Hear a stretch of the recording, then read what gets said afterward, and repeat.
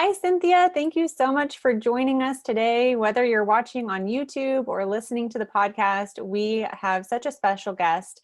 Cynthia is in my opinion, world-renowned expert on intermittent fasting, specifically for women. Her YouTube video is killing it. Having done a lot of YouTube keyword research lately, if you type in intermittent fasting, she is #1 with 7 million views, and that is a really big deal.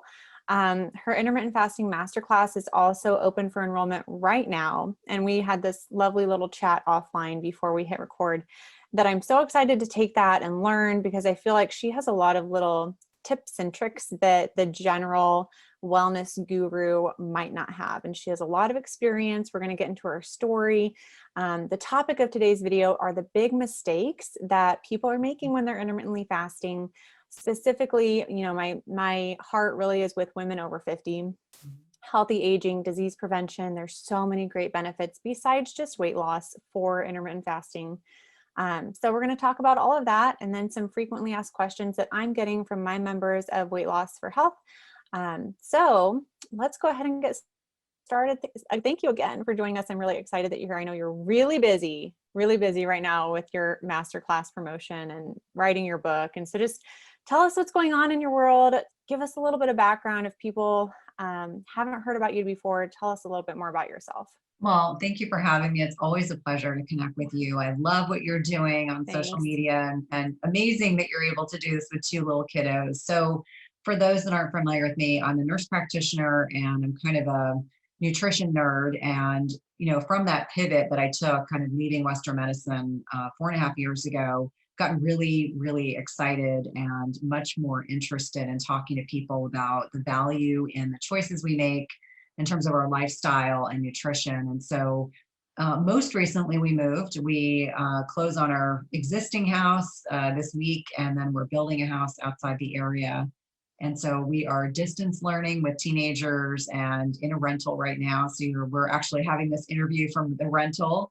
So hopefully my dogs will cooperate and be quiet, but doing well. I've got a book proposal that I just submitted. We're hoping this is the last draft before we submit to the publishers, and lots of really cool things going on. Lots of talks that got converted to virtual events, and some supplements that are coming down the pike, which is all really exciting. So I just sit in gratitude. My podcast, I've had some really cool guests this year as well. So much like, most of us, I think so many of us this year really reprioritized our lives, really figuring out what's most important to, intrinsically what's most important to us. And so here in my world and in my family, we decided we wanted a little slower pace and a little less hustle bustle. And so we're excited to move to a different part of the state where it's not quite so hectic. So I'm looking forward to a little less craziness and a little more relaxation. We'll see if that comes to fruition though.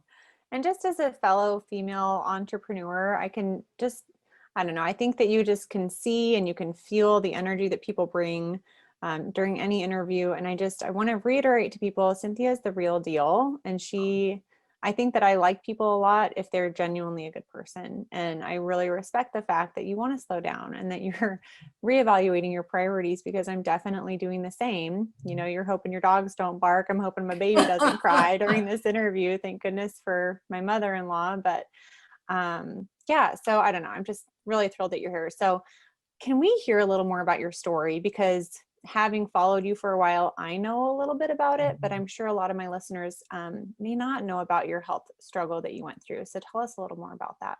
Yeah, so I've always been really healthy. And in February of 2019, I, for the very first time, was able to accompany my husband on a business trip to Hawaii. He was working during the day and I was working on the draft of my second TED Talk. And, after 4 or 5 days, we returned back to the East Coast, really long flights. And on the second day home, I woke up in the middle of the night, didn't feel well. And I just assumed that I probably had food poisoning. And the next day I really didn't feel good and felt so bad that I actually said to my husband, I was like, something's not right. I had, very diffuse abdominal pain. It was more pain than I'd ever been in my life, worse than labor pain, to give all the women that are listening some perspective. And so initially when I got to the ER, they kind of blew me off because I didn't probably look all that sick, but I knew something was wrong. That, they talk about this impending sense of doom. Anyone that works in healthcare, Mhm. they patients say that, and I used to always take it very seriously. And I genuinely felt that if they didn't figure out what was wrong, I was going to die. And so they gave me Malox, and then, they did some blood work, and then all of a sudden things started to shift in the ER, and the physician came in and said, "You're sick. Something's going on. Your white count's really high. We need a emergent CAT scan." And next thing I know, I'm, crying in the CAT scan machine because I'm in so much pain, I Oh. can't even lift my arms above my head. And it turned out that my appendix had ruptured, and I had something called pancolitis, which means the entire length of my colon, which is quite large, was inflamed and very angry. And I was too sick to take to surgery. And so the surgeon came in, and, it's like 11 o'clock at night, and no one wants to be woken up at 11 o'clock at night to come in and see a sick ER patient. And so she said, "If I take you to surgery tonight, I'm going to have to take your entire colon." And I said, "You can't take my colon. I need my colon." She's like, "Well, no, technically you can get along without your colon." I said, "I'm not walking around with a colostomy bag Yeah. for the rest of my life. That's not No. happening." No. So what then started was a 13-day hospitalization where I probably had every complication you can imagine. I had the small bowel obstruction. I ended up developing abscesses in my peritoneum, which is your abdominal cavity, which makes you very sick. I was septic. I was, my blood pressure was really, it's low to begin with, but even lower. And my surgeon, I thank God every day that I had this incredible team caring for me, but they just kept digging to try to find out what were they missing, because Mhm. I wasn't getting better, and I should have been. And so ultimately, I left the hospital after 13 days with, um, I was getting IV hydration. I was getting TPN, which is total parental nutrition, Wow. which is vile. I had drains in my abdomen, and I had developed a fistula. So I had communication between the colon and the appendix, which you shouldn't have. And so they sent me home with IV antibiotics and antifungals. And, I was weak as a kid, and I never appreciated that expression. So I went home, and if you can imagine, in my mind, the two things I wanted when I was in the hospital, I thought about water a lot because I was nothing by mouth for like over a week. And then I thought about burgers, and I dreamt about hamburgers like every day. I really wanted a hamburger. But when I got home, I told my family I'm still going to do this TED talk. And of course, my family thought I was nuts, and my surgeon thought I was nuts. And the TEDx organizers thought I was nuts. They made me get on video the following week just to make sure I was upright. And so I told them, I said, "I'm going to do this talk." And they said, "But we don't want you to compromise your health." And so I really, truly believe that getting home to my family was the first priority, but the secondary priority was I felt really compelled to share the message. And so 27 days, 15 pounds less, and I'm not a big person, I got on No. that stage and I delivered that talk. And so here's the takeaway, and why I think it's important to share this message. I wanted to demonstrate to my children that it's all about mindset. And I kept saying, my body isn't working right. I went there almost with a drain. They actually pulled the drain out like 4 days before. I kept saying, if we have to do a workaround, how to figure out how I'm going to have this drain hanging down my leg, if I have to get on this stage, I'll do it. But really demonstrating to my children and to everyone that knew me that that message needed to be heard. And so it amazes me when I look at the talk now, because I don't even know where that came from, because I should not have been in a position where I was strong enough to get up there. But it also demonstrates just how profoundly powerful our mind is. And let me be very clear. I went with my surgeon's blessing. I went with all my doctor's blessings. They gave me, their blessing. And then I had my appendix out 10 days later. So I went, After that talk? yeah. So then I went to South Wow. Carolina with a ruptured appendix. I was completely fine. I wasn't in any pain. Came home and then had my appendix out. And that was a breeze compared to what everything else I had been through. So that's the kind of backstory. And I think, I don't read the comments, but every once in a while my kids do. And they always talk about, like, you look so skinny. And I'm like, well, I look green, to be honest. Oh. I don't look like my normal self, but I was so skinny because I lost 15 pounds. And so, Mhm. I got up on that stage and I was like, I'm going to own this, and I'm going to really make sure my brain is still working, and showing my Yeah. 11-year-old son was there to watch the talk, and some other family. So that was a really cool experience. So let me be clear. I wanted to spread the message. I never ever did a TED talk for any other reason other than challenging myself as an introvert. Like, I'm a total introvert, which is another thing that's kind of frightening that, so many people have seen that talk, but I know that it's helped a lot of people. And that brings me great joy to know that it's been, it's been the impetus for a lot of people making some really positive changes. Oh my gosh. I've read through those YouTube comments and they're amazing. The people that comment about the powers that, that video brought to their life. And I think that's one of the reasons why I have so much respect for you just as a woman. I built my course right after Leo was born, and that was so much work. And it's like, we are strong, like women, if we put our mind to something, Totally. watch out, and I think that that's another reason why I respect you so much is I see you work through circumstances that are not ideal. Yeah. 2020 in general is not an ideal year. No. Oh And my you're still God. showing up, and you're showing up in really big ways. And so I think that is just so commendable. And I'm, glad that you got healthy, that you've recovered.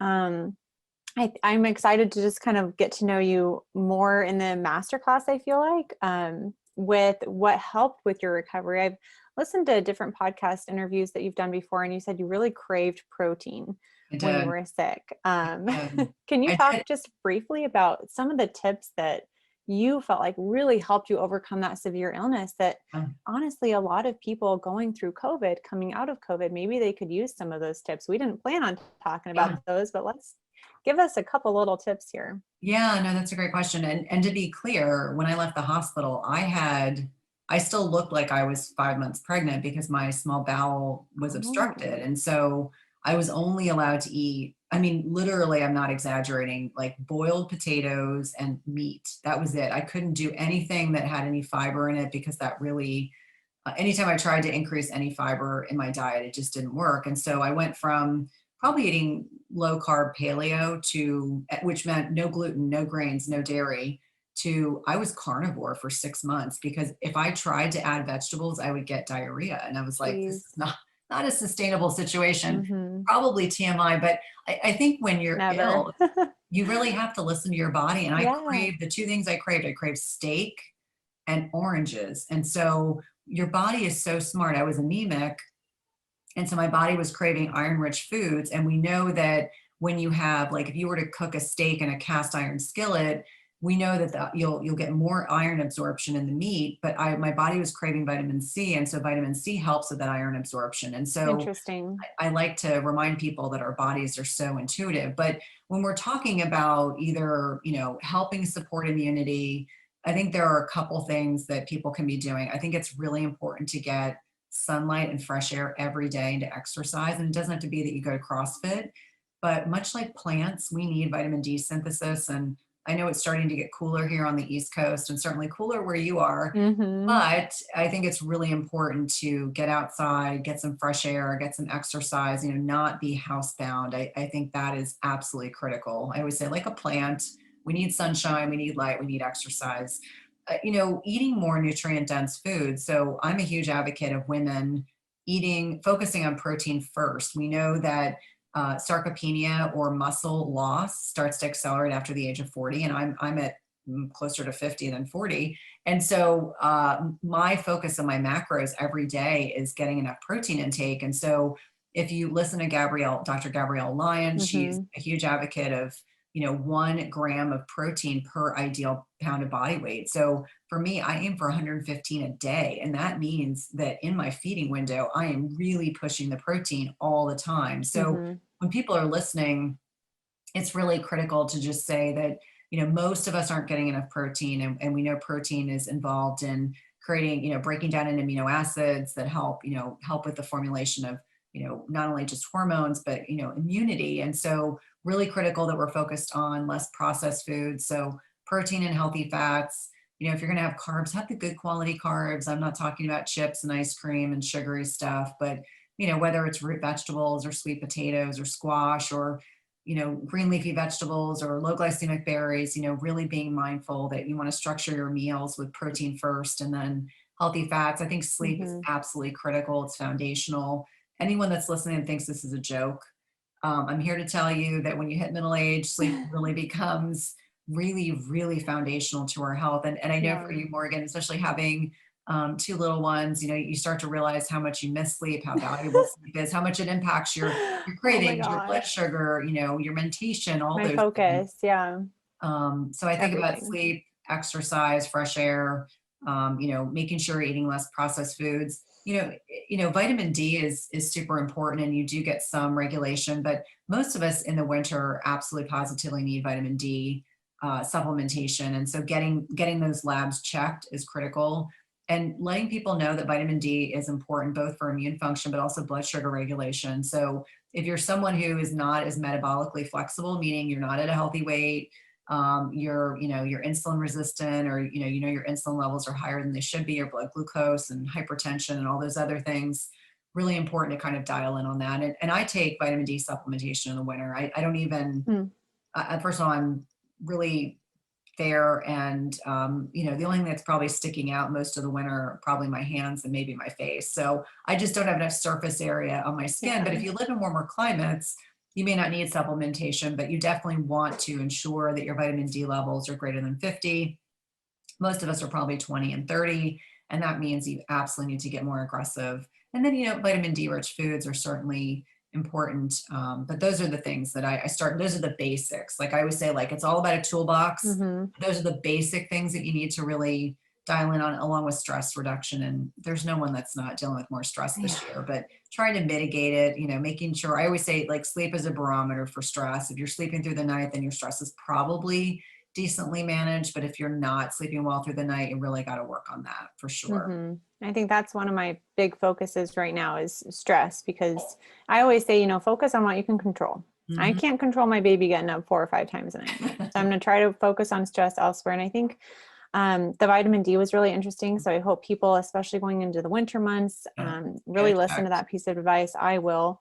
I want to pivot just a little bit Mhm. and talk about big mistakes with intermittent fasting, because that's really, I think, where you shine, where you just bring a lot of great information. That's another thing that really attracted me towards your content, was I am so analytical and honestly Mhm. critical of pretty much everything that everybody says. I really do my due diligence and try to research and come up with my own opinion before I just take someone else's word, at face value.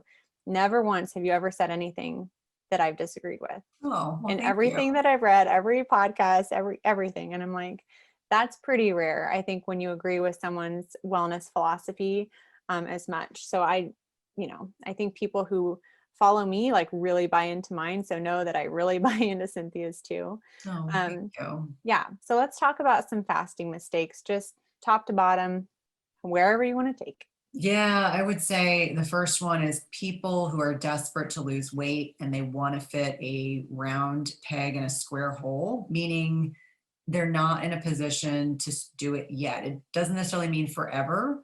But for example, if you can't sleep through the night, don't add intermittent fasting. I mean, these are hermetic stressors. They are beneficial stressors, whether it's high intensity interval training or, cold water therapy or infrared saunas or intermittent fasting or any number of other things.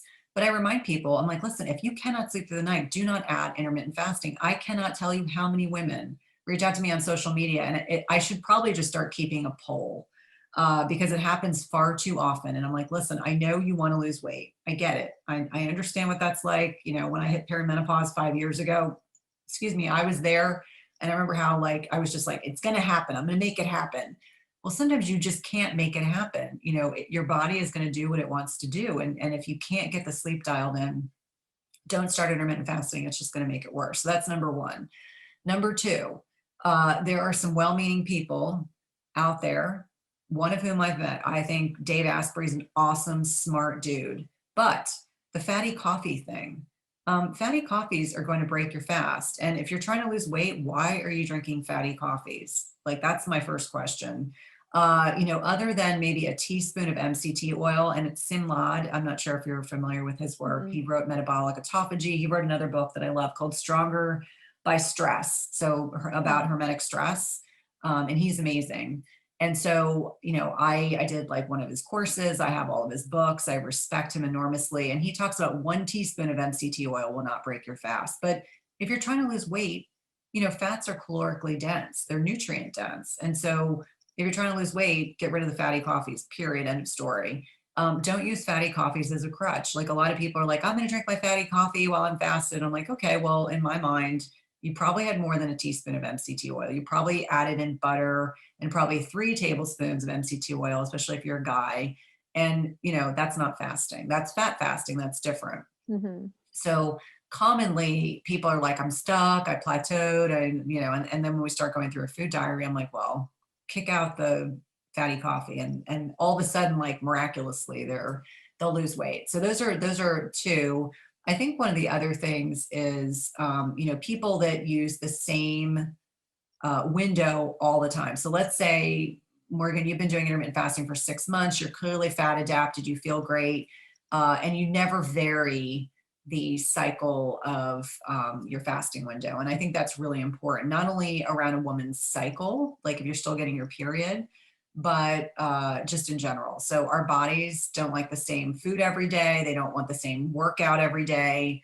Our bodies like to be challenged. And so if you hit cruise control on your body, you may not get the results you're looking for. So I think variety is really important, but it has to be after you've already become fat adapted. And how do you know if you're fat adapted? Because that's the next question I get.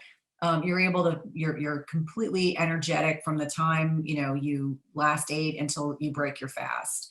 You have sustained energy. You don't have any powerful cravings. You're sleeping well.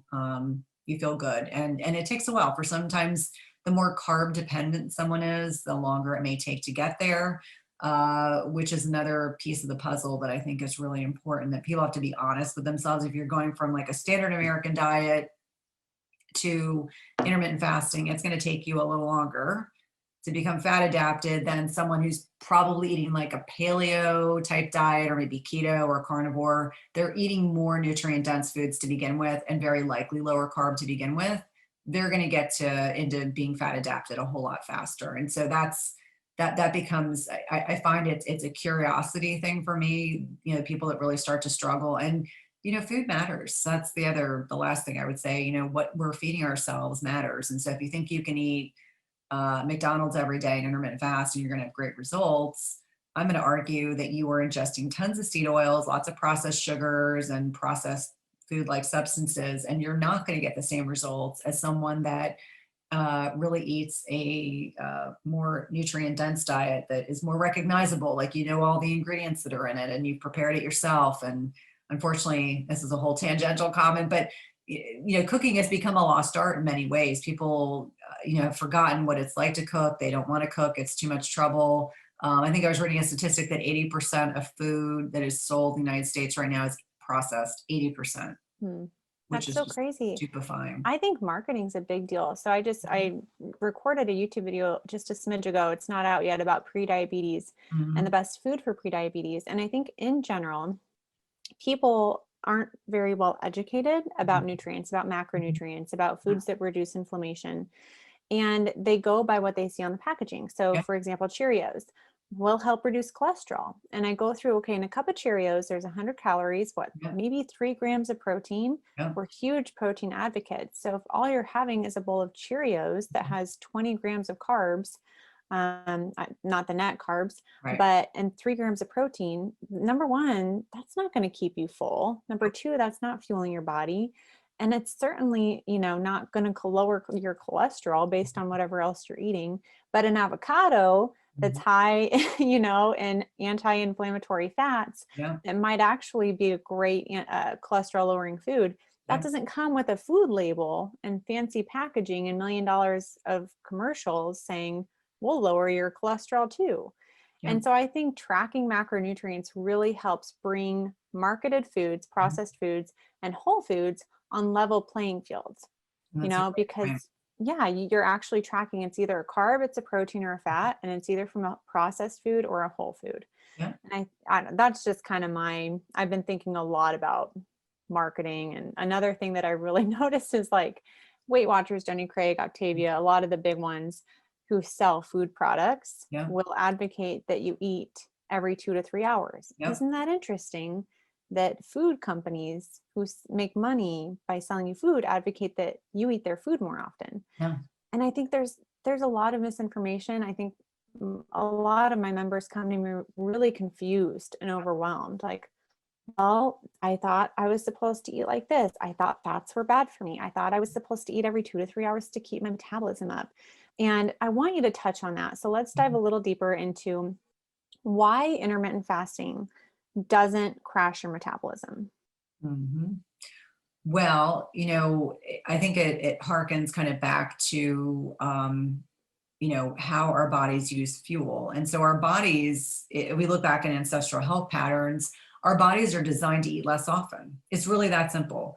We would go out on a hunt. Maybe we as women did not. Maybe the men went out on a hunt and we ate meat one day. And then the next couple days we didn't, or we ate like twigs and berries. And so our bodies became very conditioned to use fat as a fuel source, which is long burning, kind of like if we're making a fire, we want to use the big logs, that's the fat. But when we're over time, if we've been conditioned to believe that we have to stoke our metabolism or we have to eat frequently to stoke Mm, our metabolism, it really does us a disservice, because every time we eat, we spike insulin, and insulin is a fat storage hormone. So do you want to eat twice a day and spike your insulin twice, and then otherwise it comes back to baseline? And that's what allows us to, if we were out on a hunt, it allows us to remain, we can concentrate, we have lots of energy. Our digestion is not, kind of tapped into, we're not going to stop to defecate because we're focused. Or do we want to be in a position where we're spiking insulin? I think the average American is 16 to 17 times a day. mhm. And so if the average person is doing that every day, remember, it's a fat storage hormone. We are burning glucose as a primary fuel source, which we know is inefficient. We know that it is going to make people frequently hungry. They are probably going to get cranky, when their blood sugar is low, and they're going to struggle to lose weight because they never get to tap into if you think of fat as like the freezer, we're just tapping into the regular refrigerator. We don't get time to tap into the freezer. And so the only way to get into the freezer, and I want to be clear, this is one of Jason Fung's Yeah, it's analogies, a not great my own. analogy. Um, Obesity code, diabetes yep. code, you'll find it in there. It's such a great analogy, and it's one I Mhm. like to use, but I like to give him attribution. We can't tap into the fat, which is the freezer, because we don't go long enough without eating. And I think for many people, it's an emotional discomfort because Mhm. we've been conditioned to believe that we have to have 3 meals and those snacks, and we're never actually hungry. We're just eating on cue, like, we're like automatons. So I think when someone is trying to wrap their head around this methodology, which goes contrary to the dogma that we grew up with, it kind of bumps out the calorie piece. Well, what do you mean I'm not counting calories? I'm like, I don't want you to count calories. I want you to get acquainted with macros. I want you to Mhm. understand what protein and fats and carbs do in your body, and to understand, and this blows everyone's minds, we don't need carbohydrates. We like carbohydrates. We are a carbohydrate focused culture, but our bodies can make carbs all on its own. Gluconeogenesis, it can do Isn't that that all by fascinating? itself. Yep. Yeah, it's And so fascinating. with every 100 gram of protein you intake, you can make 60 grams of carbs if your body needs it. But getting back to your original question, I think it's dispelling all this dogma. And I think when you say to men or to women, this is really the science behind this. This is the way our bodies are designed to thrive. And you see thousands and thousands of people that have changed their lives, not by counting calories, not by, getting on the scale every day and being a slave to the scale, just by eating less often, because it makes sense. And with very few exceptions, there's always people that shouldn't do fasting, but with very few exceptions, people feel so much better. Their digestion I gets know. better, especially with longer fasts. I know you mentioned you weren't doing longer fasts. Since I got sick last year, I haven't done a really long fast, and I'm okay with that. But when people do longer fasts, it taps into more of the benefits that you really, more autophagy, stem cell activation, all these really cool things. And, I'll be honest that almost every chronic disease that we're looking at in the United States right now points to insulin problems, insulin resistance, diabetes. And so I remind people that we can go back to basics, eating less often, getting more sleep, dialing in on stress, changing our macros, and that can make a huge difference. But it requires us to really shift our perspective. Like, I like to call things out and say to people, it's not a protein bar, it's a dessert bar. It's not a granola bar, it's dessert. It's not a yogurt, it's dessert. It's not Cheerios, it's a dessert. Because if you think about it that way, then people can make better informed decisions. Like in my house, I have teenage boys. I can't buy cereal. You know why I don't buy cereal? Because they can eat a whole box of cereal, even if it's a Yep. fairly clean one, in hours. My And so brother I used to remind do them, that all yeah, the time. I'm like, there's no value in buying cereal because it doesn't last, it doesn't fill you up, and it's like dessert. Like it's a big box of dessert. Maybe it's 2 steps better than maybe a bowl of ice cream, but it's all dessert. So if you think about those processed carbs as dessert, because that's what they are, or there's protein bars or whatever it is you're consuming. I'm also a realist, but I'm saying for the average person, when you think about putting a snack together with like beef jerky or some nuts, you're going to be a whole lot more satiated than if you grab chips or that granola bar or that sugary, low fat, non-fat yogurt. Please, no one that's listening, no low fat, non-fat stuff. Like that's just, if they take the fat out, they're putting a lot more sugar and unrecognizable ingredients in that product. Or artificial sweeteners that can still raise insulin. So my next question that I get all the time when people start intermittently fasting, we're talking about macros. I'm like, don't cut your calories so much. You're gonna crash your metabolism. And they're like, okay, Morgan, I'm eating, twice a day. Do I still need to hit my macros? How would you answer that question? We'll go back to the protein thing.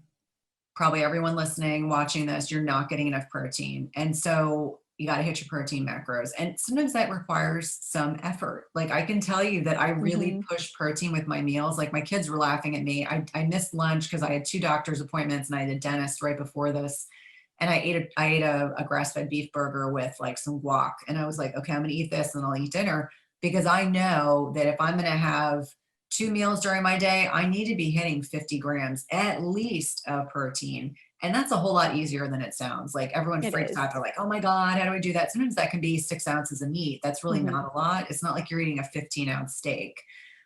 So what I would say is the most important, most satiating macronutrient, if you are a female, is protein. I know that blows everyone's minds.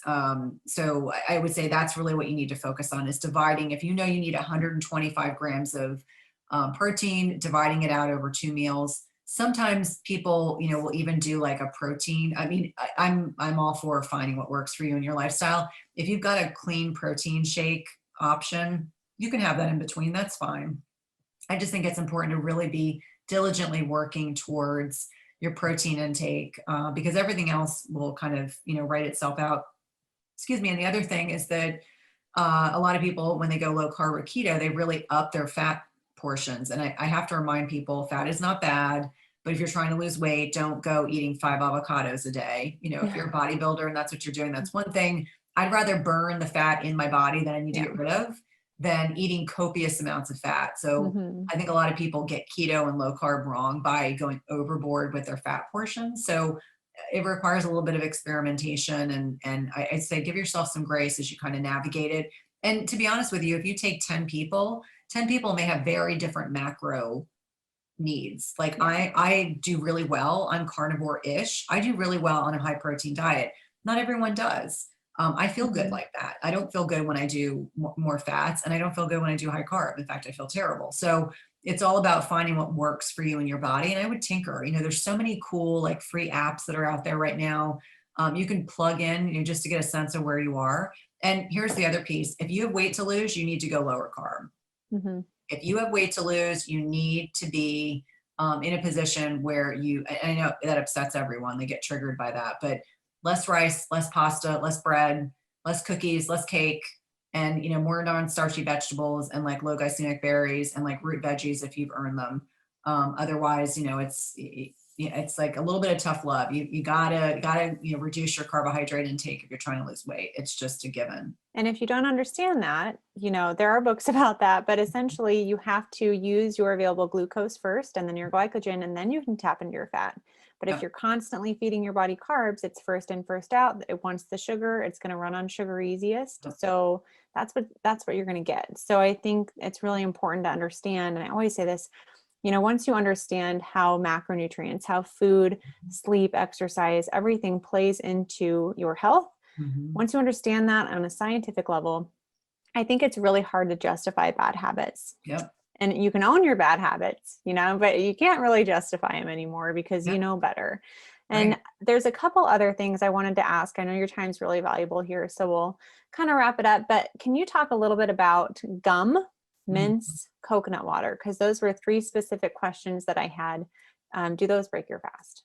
Yes, yes, and yes. So anything that is going to secrete insulin, and I remind people that if you really look protein and carbs will absolutely evoke an insulin response. Mhm. You can split hairs, and there's some data to suggest things like stevia are not going to evoke an insulin response. I say BS. Maybe in a lab they didn't demonstrate that, but if it's sweet, you're going to get this cephalic phase insulin Exactly. response. Yep. And I know for myself, there's one electrolyte that I like to use that has some stevia in it. I'll do it like with my kids, or if I know I'm going to be sweating outside. It's Element, LMNT. I have no affiliation with them, but it has stevia in it. And so all of their advertising doesn't break your fast. And I'm like, that's a bunch of Mm. BS. So if I want it, I have it during my feeding Yeah. window. But yeah, any of those candies, certainly sugar, sweetened coconut sugar, any fruit beverage, yeah. fruit waters, they're all going to do anything that's sweet is going to evoke an insulin response for the same reason. Things like L-glutamine and protein powders and branched chain amino acids, all those things, creatine, they're going to break your fast. They're not bad things. They're just going to break your fast. Now, I know Morgan and I were talking about this before and during this podcast that, there's some evidence to suggest that certain types of fats won't break your fast, like a teaspoon of MCT oil. But I remind people, if your desire is to lose weight, then don't be consuming those things during your fasting window. I don't think it's going to potentiate your results. I do know that there's good data on things like black coffee. There's more fat oxidation, green tea, black tea. I would much rather you have a cup of one of those and know that you are going to get a little bit of a boost in fat oxidation, which is fat burning, than trying to, and let me be clear, I'm a realist. Do I ever have a mint? Yes. Do I occasionally have gum? Yes. Do I have much anymore? No, because I've always got a darn mask on. And so it makes it a whole Oh lot more challenging. I'm like, well, if I have bad breath, no one's going to know because I got a mask Right. on. Well, no, that I work from home remotely, Yeah. and I had to go out once for mask. I'm like, geez, I got to remember to brush my teeth or something Yeah, before I put this mask exactly. on. Exactly. So I think, those are all good questions. They're super common questions, but Mhm. I'm a fan of the clean fast. I think it's important for us to learn good habits. I don't like dirty fasting. There are a lot of people that do that. And frankly, I think it does us as a disservice as women. And I would say the other thing that's probably worth mentioning is that there are fit pros, and I'm sorry to pick on them, a couple of them, that keep saying things on social media like, if you have less than 50 calories a day during your fasting window, it doesn't count. Yes, it does.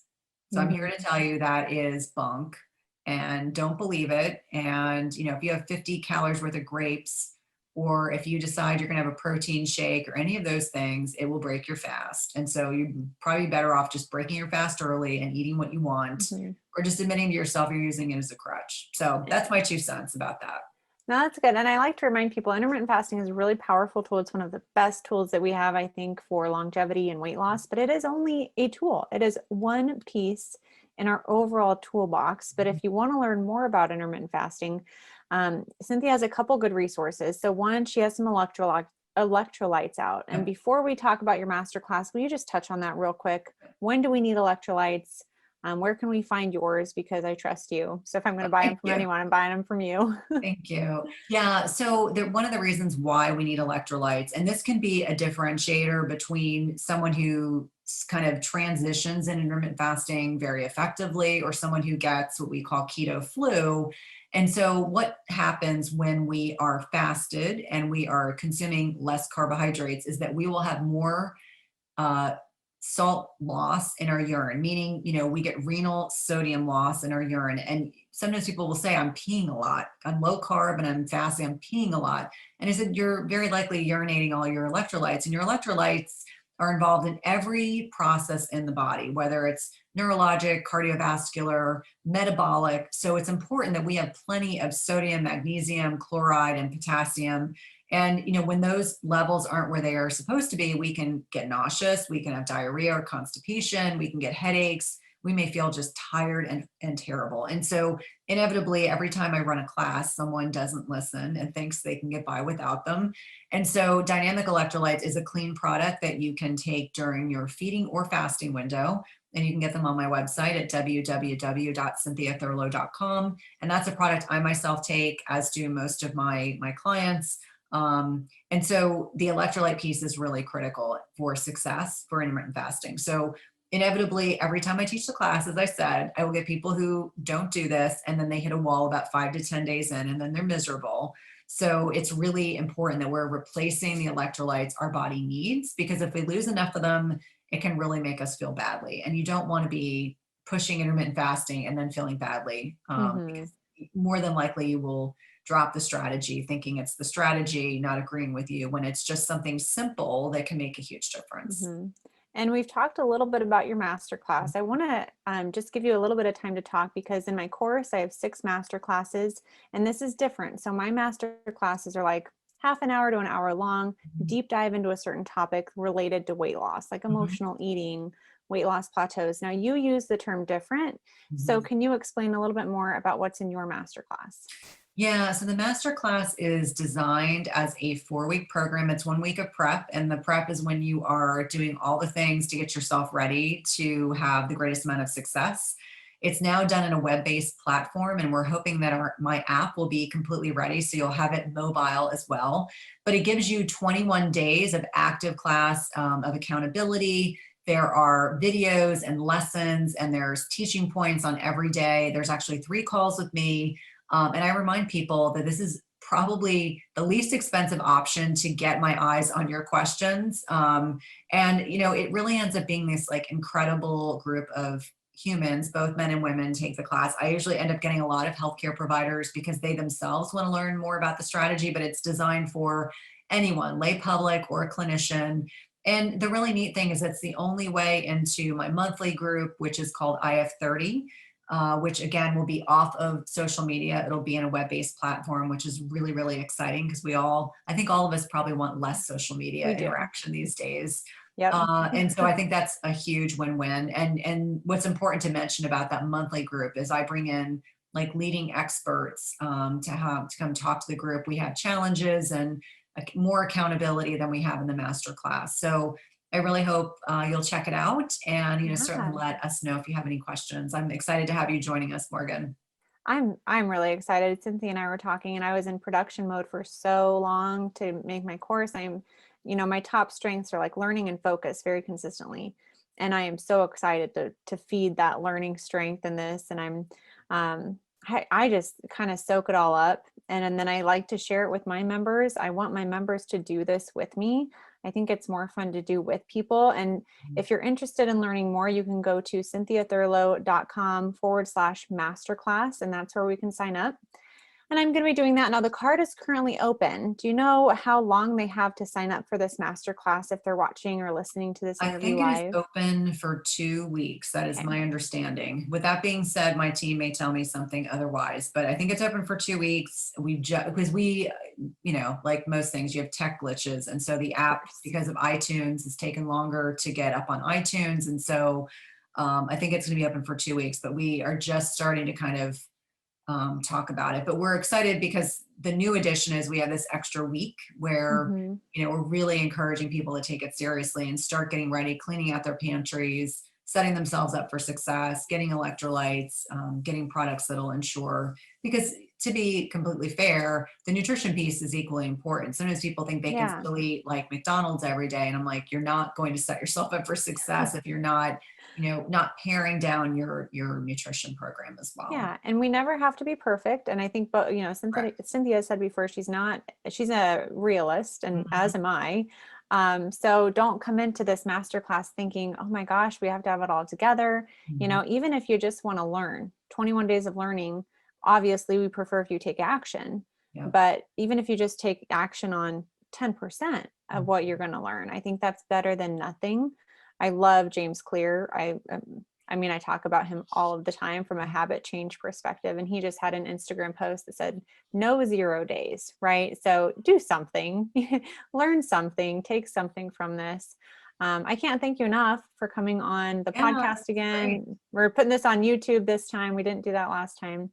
I know I'll have you on here again someday. I know when your book comes out, it's a Yeah, long thanks process, for but that. I'm Always a really pleasure to excited for connect that. with you. Thank you so much. And if you guys have any questions, if they want to learn more about you, again, we mentioned your website, but can you give us your Instagram? Because I like following you on there, and I bet other people will Yeah. too. So it's funny. I used to use my business name, and now I just use my full name. So it's www.instagram.com/Cynthia_Thurlow_. Pretty active on there. Mm-hmm. And Although I think with the recent move, I've been less active, but getting back into things. So yeah, would love to And have she you has a there. YouTube Follow channel me. too. Yeah. If you are following me and you want to DM me and let me know that you listen to this particular podcast, let me know. I love to know how people find me. That's awesome. All right. Well, we will talk to you again soon. I'm excited to see you in your masterclass. Yeah. Hopefully I can join those live calls and keep my kids quiet. Well, the nice thing is they're recorded. That's the other thing. If the time ends up, being a problem, they're all recorded and we upload them pretty quickly. Awesome. Awesome. All right. Well, if you guys have any questions on YouTube, drop them in the comments below. Otherwise, you can email myself or reach out to Cynthia on Instagram. So we'll talk to you again another time. Cynthia, thanks again. Bye.